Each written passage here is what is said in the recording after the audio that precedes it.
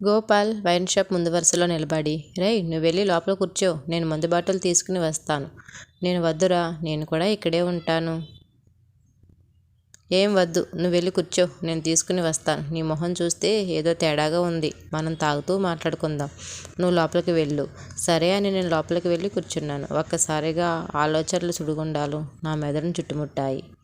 ఛ, ఎంత ప్రేమించావు తనని, తనకేం తక్కువ చేశానని వేరొకరితో సంబంధం పెట్టుకుంది. తను ఇలా చేస్తుందని అనుకోలేదు.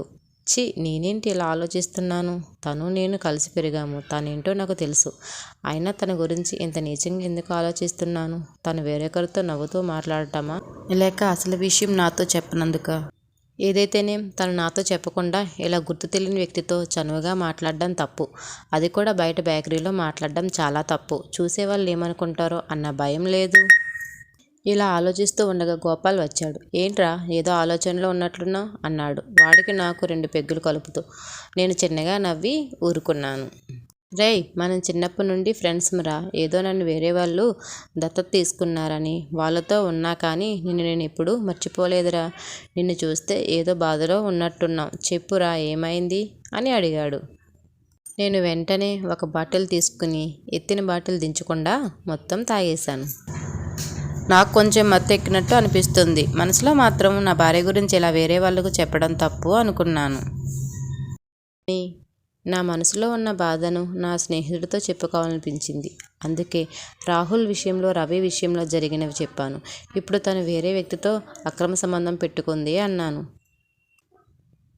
అప్పుడు వాడు, రేయ్ నీకేమన్నా పిచ్చి పట్టిందా? ఇంత చిన్న విషయానికి తను అనుమానిస్తున్నావా? రాహుల్ రవి విషయంలో ఎలా పనిష్మెంట్ ఇచ్చిందో ఇప్పుడే చెప్పావు కదరా. ఆయన తను తప్పు చేస్తుందని ఎలా అనుకుంటున్నావురా?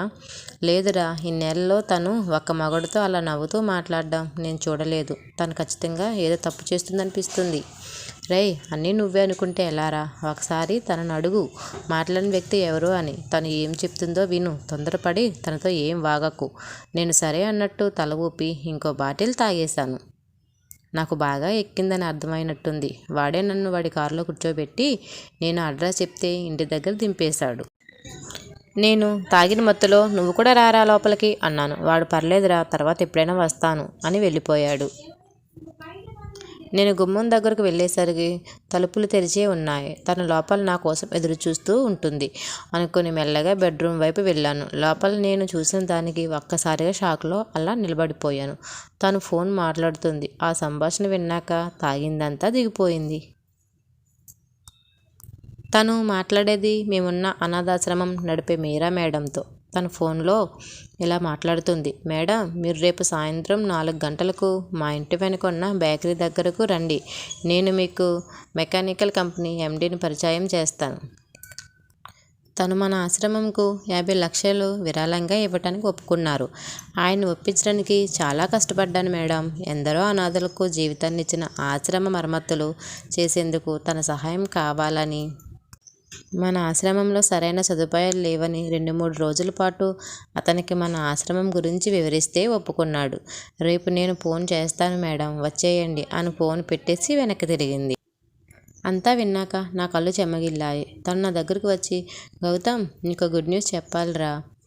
నాకైతే చెప్పడంత సంతోషంగా ఉంది అని తను మాట్లాడుతుంది. నేను మాత్రం తనను అనుమానించినందుకు మనసులో కొన్ని వేల సార్లు క్షమాపణ చెప్పుకున్నాను. నాకు తెలుసు, ఇప్పుడే నువ్వు ఫోన్లో మాట్లాడటం విన్నాను. నాకు చాలా అంటే చాలా సంతోషంగా ఉందిరా. మనం పెరిగిన ఆశ్రమంకు ఇంతైనా చేయగలిగానన్న ఆనందం చాలు అంటూ తను మాట్లాడుతుంది. నేను ఏడుస్తూ, నన్ను క్షమించురా, నీ విషయంలో నేను చాలా పెద్ద తప్పు చేశాను, నిన్ను అనుమానించాను అని ఏడుస్తూ తనను చుట్టేశాను. అసలు నేనేం మాట్లాడుతున్నానో అర్థం కాక అలాగే నిలబడిపోయింది. నేను తనను ఏ విధంగా అనుమానించాల్సి వచ్చిందో మొత్తం చెప్పాను. తను వెంటనే నన్ను దూరంగా నెట్టి నా చెంప పగలగొట్టింది. ఛీ, చిన్నప్పటి నుండి కలిసి పెరిగాం. నువ్వు నన్ను అర్థం చేసుకుంది ఇంతేనా? ఎవడో ఏదో చెప్పాడని నన్ను అనుమానించావా? ఈ రోజు నుండి నీకు నాకు ఎలాంటి సంబంధం లేదు. నాతో మాట్లాడాలని ప్రయత్నించకు. ఒకవేళ మాట్లాడాలని చూస్తే ఏం చేస్తానో చూడు అని డోర్ వేసింది. ప్రస్తుతం ఇలా 10 రోజులైంది తనతో మాట్లాడి. ఏదైతే అదైంది. తిడుతుందా తిట్టని, కొడుతుందా కొట్టని, పడతాను. కానీ ఈరోజు ఎలాగైనా తనతో మాట్లాడాలి అని ఇంటికి వెళ్ళాను. తను నాకు ఇష్టమైన ఆరెంజ్ కలర్ చీరలో చాలా అందంగా తయారైంది. నేను ఈరోజు ఏంటి ఇంత స్పెషల్గా తయారైంది, ఏంటి విషయం అని ఆలోచిస్తూ సోఫాలో కూర్చున్నాను. తను నా కోసం కాఫీ తెచ్చి తొందరగా కాఫీ తాగి స్నానం చేసి రండి అని వంటగదిలోకి వెళ్ళిపోయింది. ఏంటి అసలు విషయం చెప్పకుండా అలా వెళ్ళిపోయింది? అయినా తను నాతో మాట్లాడడం ముఖ్యం, ఇవన్నీ నాకెందుకు అని స్నానం చేయడానికి వెళ్ళాను. నేను బయటకు వచ్చేసరికి తన చీరకు మ్యాచ్ అయ్యే డ్రెస్ బెడ్పై ఉంది. వేసుకుని రెడీ అయ్యాను. ఇద్దరం కలిసి డిన్నర్ చేసి బెడ్రూమ్లోకి వచ్చాము. తను నాతో మాట్లాడకుండా అటు తిరిగి పడుకుంది. నేను వెంటనే తన 2 కాళ్ళు పట్టుకొని, నన్ను క్షమించు పవిత్ర, నేను నిన్ను చాలా బాధ పెట్టాను, ఇంకోసారి అలా జరగదు, ప్లీజ్ నన్ను క్షమించు అని ఏడ్చి తను ఏం చేస్తున్నా, వదులు నా కాళ్ళు అన్న తను లేవబోయింది. నన్ను క్షమించానని చెప్తే వదులుతాను, లేకపోతే రాత్రంతా ఇలాగే పట్టుకుంటాను. నిన్ను 9 రోజుల క్రితమే క్షమించాను, కానీ ముందు నా కాళ్ళు వదులు. ఏంటి 9 రోజుల క్రితమే నన్ను క్షమించావా? మరి ఇన్ని రోజులు నాతో ఎందుకు మాట్లాడలేదు? ఎందుకంటే నువ్వు చెప్పిన మాటలు విన్నావు కాబట్టి చిన్న పనిష్మెంట్ ఇచ్చినా అంతే.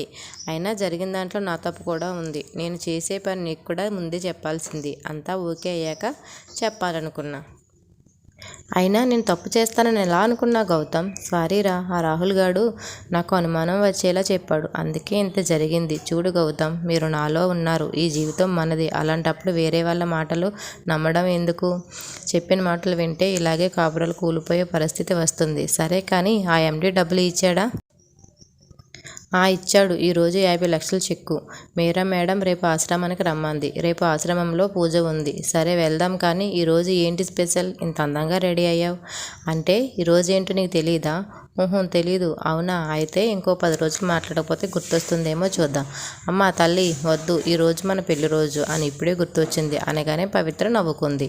అప్పుడు గౌతమ్ తన నవ్వు చూసి నువ్వే కాదు పవిత్ర, నీ మనసు కూడా పవిత్రమైనదే అనుకుంటాడు మనసులో. ఓకే ఫ్రెండ్స్, ఈ స్టోరీ అయితే ఇక్కడితో ఎండ్ అయిపోయింది. ఓకేనా? మీకు నచ్చితే లైక్ చేసి, షేర్ చేసి, సబ్స్క్రైబ్ చేయండి. అలాగే నన్ను సపోర్ట్ చేయండి. Thank you.